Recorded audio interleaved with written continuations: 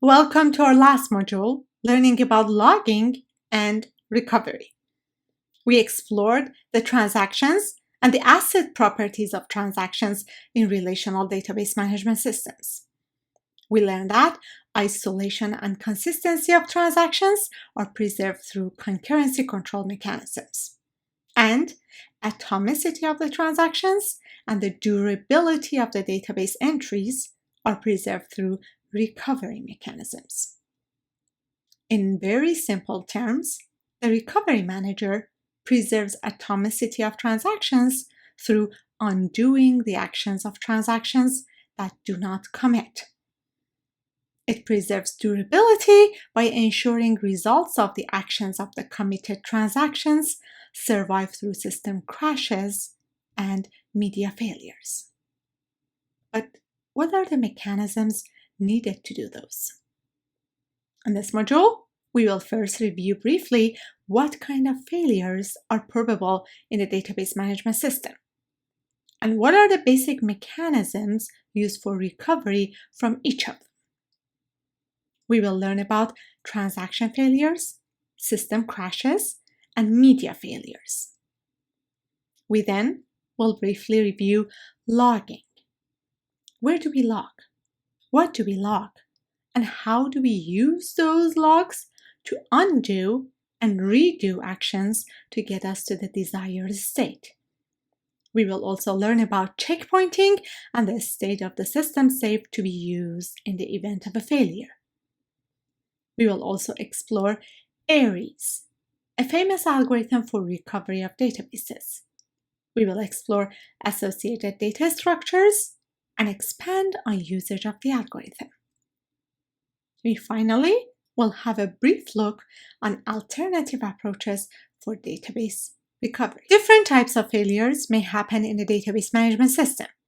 The recovery manager focuses mainly on detecting and dealing with three specific types of failures: transaction failures, system crashes, and disk failures. First, let's discuss transaction failures. Transaction failures may happen because of logical errors or system errors. A logical error might be a result of a bad input, data not being found, or resource limitations. System errors happen because of an undesirable state of the system that does not allow running of a transaction. For example, the system is currently in a deadlock.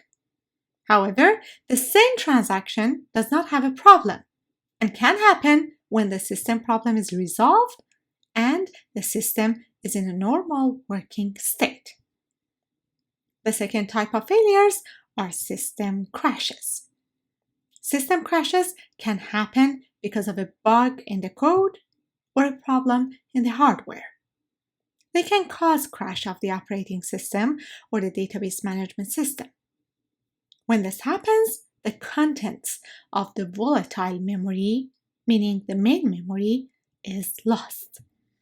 However, there is a fail-stop assumption usually in place for the system crashes in database management systems, which means that even given the system comes to a complete stop, the persistent memory contents will remain the same. The next failure type, disk failure, happens when partial or whole contents of a disk are lost. The main way to recover from disk failures is using backup copies produced periodically. To recover from these failures, all of the three types, a database management system needs to know the actions taken during normal transaction processing so that it can ensure enough information exists to recover from the failures. It also needs to have a specific definition for a set of actions that it should take in the event of the failure, so that it can recover the database contents to a state that ensures atomicity, consistency, and durability. When we write an object to disk, determines a lot for our recovery system. The first question is, do we allow writing an object from buffer pool to disk before the transaction writing it commits? If we allow this, the approach is called steal approach. If not, and we need transaction commit before allowing a write, it is called a no-steal approach. The second question is, when a transaction commits, do we need all of its results to be written to disk right away? If we enforce this, our approach is a force approach. Otherwise, if we commit a transaction but still have not written all of its results to disk, it is a no-force approach. Think about these in the context of database management system recovery. If we use a no-steal force approach, our life in the recovery manager will be fairly easy because failed transactions do not have anything in the persistent storage. So no disk write undo would be necessary in the case of an aborted transaction. Also, committed transactions are ensured to have their results in the persistent storage. So you're good as long as we ensure their durability just after. However, using no-steal force has performance implications. No-steal is not good for long transactions because long transactions might use up the buffer pool and you might need to actually write on disk to make the progress possible. Also, forcing might cause too many IOs, too many reads and writes to disk, and therefore slow down our database management system. For these reasons, even though it makes our life in a recovery manager a lot harder, the reality of database management systems use steal no-force approach. This means we need to deal with the writes we have done for uncommitted transactions that we need to undo, and we need to ensure having unwritten results of the committed transactions does not mean they will be lost. We said to recover from failures, a database management system needs to know the actions taken during normal transaction processing so that it can ensure enough information exists to recover from failures. Those information are provided through logging and checkpointing. A log of all modifications to the database is stored on a stable storage. What is a stable storage? We know what is volatile storage and we know what is a persistent storage. But do we have something called stable storage? As some call it, stable storage is a mythical storage that is guaranteed to survive crashes and media failures.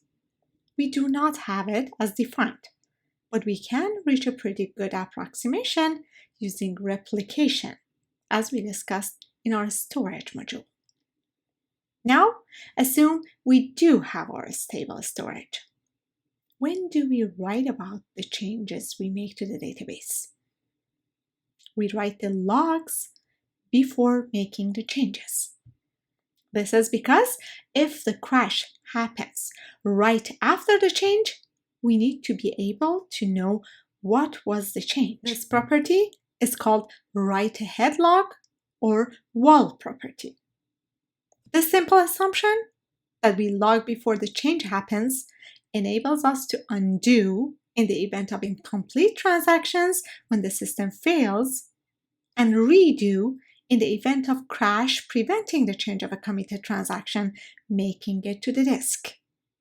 Another method for keeping track of what is happening in a database management system in normal operation is checkpointing. A checkpoint is a snapshot of database management system's state. It includes active transactions as a current state of the transactions table and the buffered dirty page table to ensure tracking the changed pages that are not yet written to disk.